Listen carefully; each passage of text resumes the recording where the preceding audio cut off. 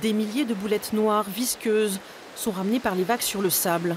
Ce sont des galettes d'hydrocarbures, plus ou moins grosses, de 2 à 30 cm de large.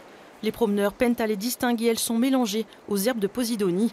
Des galettes qui souillent les plages mythiques de Saint-Tropez et Ramatuelle sur 17 km de long.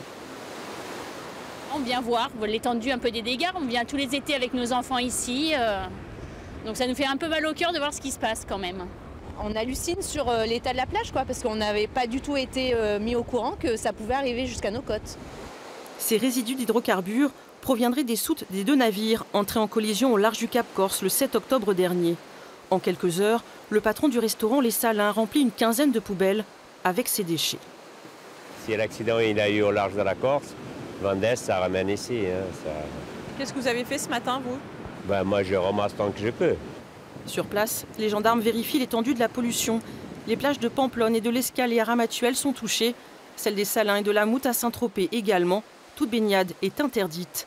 Les autorités attendent maintenant que tout le pétrole arrive sur les côtes méditerranéennes. Dès que tout sera, en espérant que ça va cesser rapidement, à ce moment-là, on interviendra pour nettoyer sur les plages. Ce sera quand même plus facile que moi. Ce qui m'inquiète, c'est les rochers, quoi. Voilà.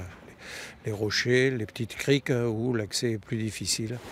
Le plan Paul Marter a été déclenché et une cellule de crise a été activée pour prendre en charge ces déchets dangereux pour l'environnement.